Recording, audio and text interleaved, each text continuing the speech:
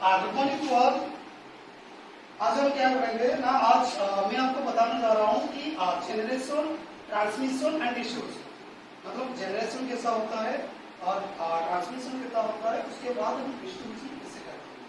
जैसे कि हम जनरेशन के पार्ट में हम बताएंगे, उसके बाद आपको ट्रांसमिशन के बारे में बताएंगे, उसके बाद हम बताएंगे डिस्ट्रीब्यूशन के बारे में आपको बताएंगे। तो पहले हम जो कि जनरेशन के बारे में आपको मैं बताना चाह रहा हूँ। तो यहाँ पे जो है ये क्या है, एक डैम है।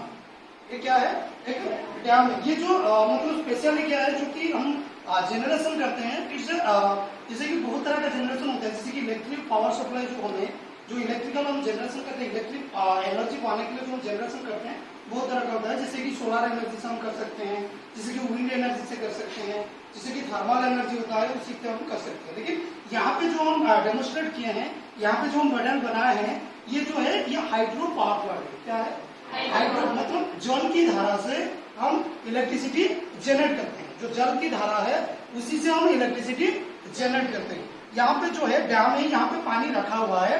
हम मतलब एक डैम बनाए हैं, उसमें से पानी है।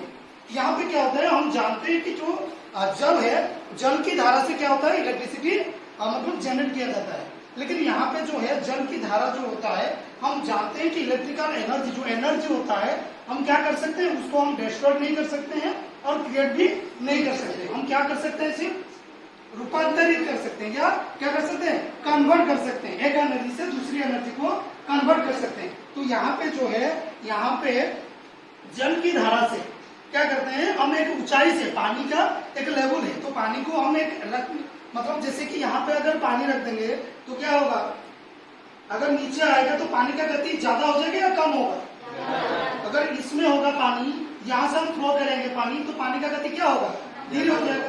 तो यहाँ पे जब हम पानी का रखा गया है और इसमें से हम पानी को छोड़ेंगे तो क्या होगा, पानी का गति क्या होगा, ज्यादा होगा।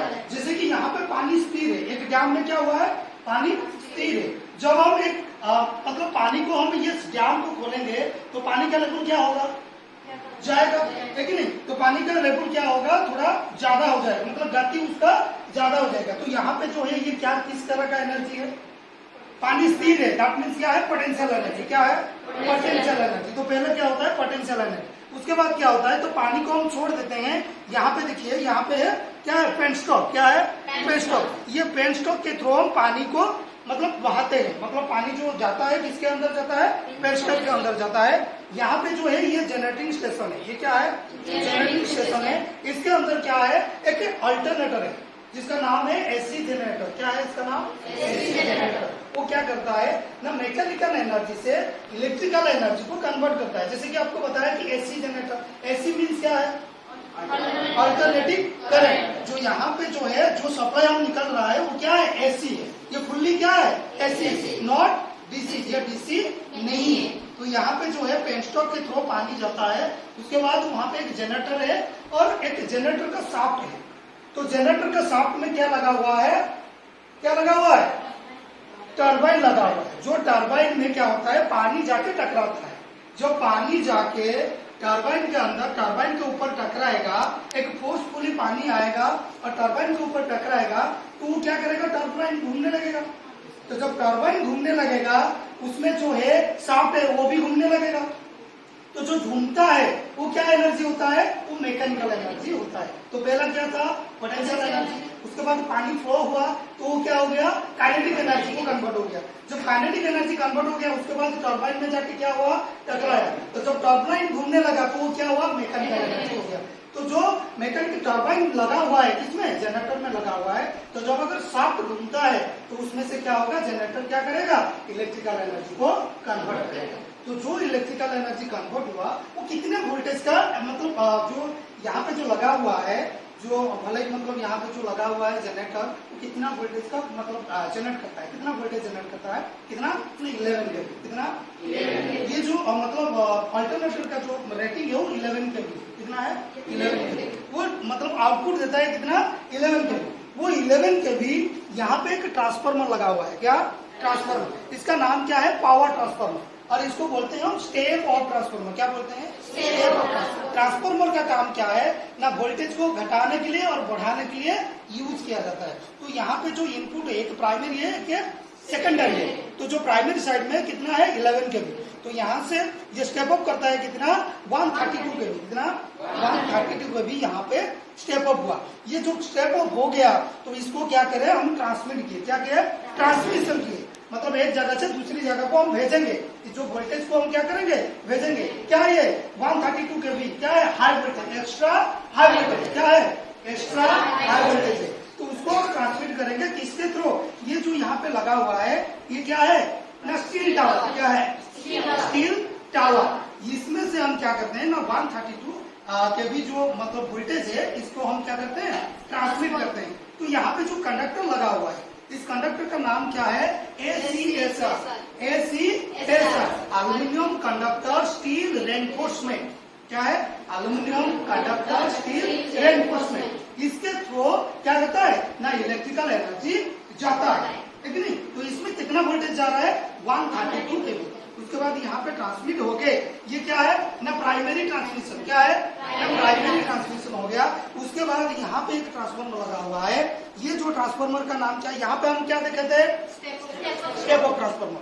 यहाँ पे जो ट्रांसफार्मर है ये स्टेप डाउन ट्रांसफार्मर है, क्या है स्टेप डाउन ट्रांसफार्मर। ये जो स्टेप डाउन ट्रांसफार्मर ये 132 केवी को क्या करता है वोल्टेज को घटा देता है। वोल्टेज को घटा के यहाँ पे क्या होता है कितना वोल्टेज देता है, कितना 33 केवी, कितना 33 केवी, कितना 33 केवी को घटा देता है। कितना से घटाता है ना 132 से 33 को घटाता है। ये क्या है स्टेप डाउन ट्रांसफार्मर। यहाँ पे फिर से ये 33 केवी जो है ये हाई वोल्टेज है, क्या है हाई वोल्टेज। तो हाई वोल्टेज क्या करते हैं ट्रांसमिशन करते हैं, क्या करते हैं ट्रांसमिशन करते हैं। तो ये भी ट्रांसमिशन के थ्रू आता है लेकिन पहला क्या था जनरेशन, उसके बाद क्या हुआ ट्रांसमिशन। तो अभी भी ट्रांसमिशन के बारे में आपको बता रहा हूँ। उसके बाद क्या बताएंगे डिस्ट्रीब्यूशन के बारे में बताएंगे। यहाँ पे जो है 33 केवी आके टावर के माध्यम से आके यहाँ पे भी ये क्या लगा हुआ है कंडक्टर, ये भी ACSR कंडक्टर है। यहाँ पे एक ट्रांसफार्मर लगा हुआ है जो कि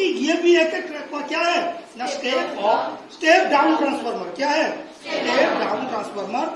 इसमें से क्या होता है इसमें 33 केवी इनपुट होता है और आउटपुट कितना होता है 11 केवी, कितना 11 केवी यहाँ पे आउटपुट होता है। ये जो 11 केवी आउटपुट होता है यहाँ पे आ गया क्या ना प्राइमरी डिस्ट्रीब्यूशन।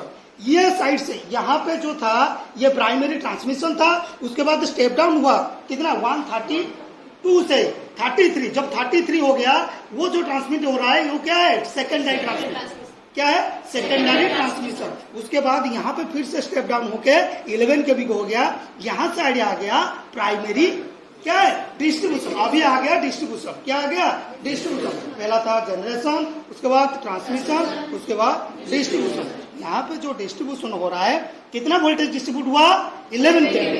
ये जो 11 केवी हम क्या ले सकते हैं डोमेस्टिक पर्पज में ले सकते हैं, है कि नहीं।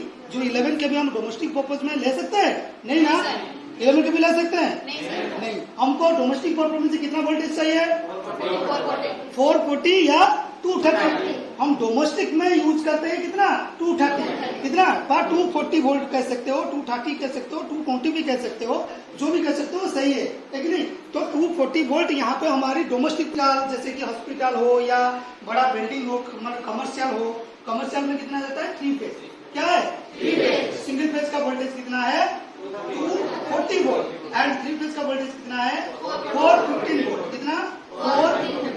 उसको हम 440 वोल्ट कह सकते हो या 415 वोल्ट भी कह सकते हो। तो यहाँ पे जो वोल्टेज आ रहा है ये जो 11 केवी आया, ये 11 केवी हम जैसे कि मान लो कि यहाँ पे बहुत सारा इंडस्ट्री है कि नहीं, तो इंडस्ट्री को भी भेज सकते हैं क्या 11 केवी डायरेक्टली हम डिस्ट्रीब्यूट कर सकते हैं, है कि नहीं। और हमारे घर के लिए कितना चाहिए 240 वोल्ट चाहिए, और कमर्शियल बिल्डिंग के लिए और कितना चाहिए 443 फेज चाहिए। हमारे घर के लिए क्या चाहिए सिंगल फेज चाहिए, और कमर्शियल के लिए कितना चाहिए 3 फेज चाहिए, है कि नहीं।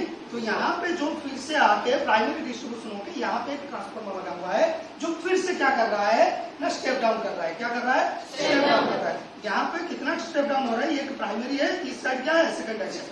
ये क्या है प्राइमरी डिस्ट्रीब्यूशन, ये क्या है सेकेंडरी डिस्ट्रीब्यूशन। तो यहाँ पे जो प्राइमरी डिस्ट्रीब्यूशन हो रहा है ये 11 केवी ले रहा है और आउटपुट कितना दे रहा है 415 वोल्ट, फॉर 15 वोल्ट। यहाँ पे क्या है 3 फेज 4 एयर सिस्टम। क्या है 3 फेज 4 एयर सिस्टम मीन्स तीनों फेज है, एक क्या है न्यूट्रल है।